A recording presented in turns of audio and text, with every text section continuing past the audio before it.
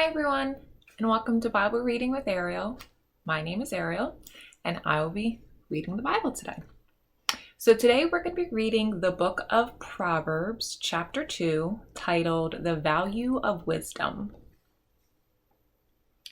My son, if you receive my words and treasure my commands within you, so that you incline your ear to wisdom and apply your heart to understanding, yes, if you cry out for discernment and lift up your voice for understanding, if you seek her as silver and search for her as for hidden treasures, then you will understand the fear of the Lord and find the knowledge of God. For the Lord gives wisdom. From his mouth come knowledge and understanding. He stores up sound wisdom for the upright. He is a shield to those who walk uprightly. He guards the path of justice and preserves the way of his saints. Then you will understand righteousness and justice, equity and every good path.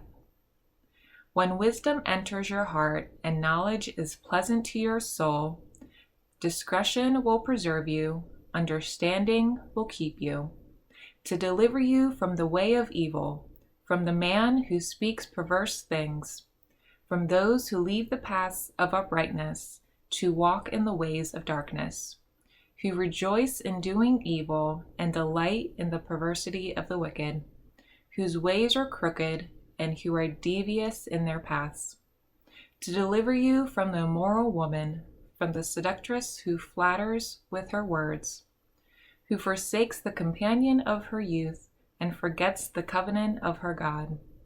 For her house leads down to death, and her paths to the dead. None who go to her return, nor do they regain the paths of life.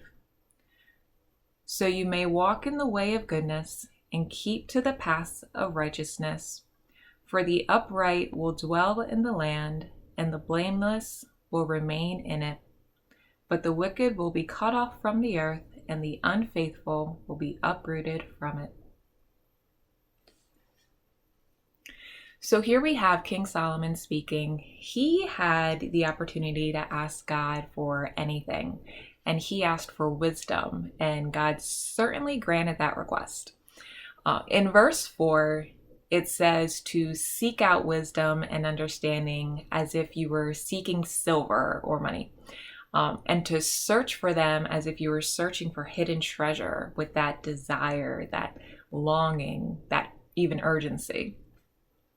And then in verse 5, it says that when you do that, then you will understand the fear of the Lord and find knowledge, and God will give you wisdom. So we see here that the Lord is always present. He's always ready and available to all who seek him. Then we see in the second half of the chapter that some things are listed of the world that can draw you away from the things of God. And then in verse 10 and 11, it speaks about having wisdom in your heart and knowledge being pleasant to your soul. When we value God's word, when we value God's wisdom, we are just better equipped to discern those things that would harm us, and then we're able to more readily turn away from them. So I would encourage you all to reread this chapter on your own and just be open to what God is speaking to you through his word. So that is Proverbs chapter 2. See you next time.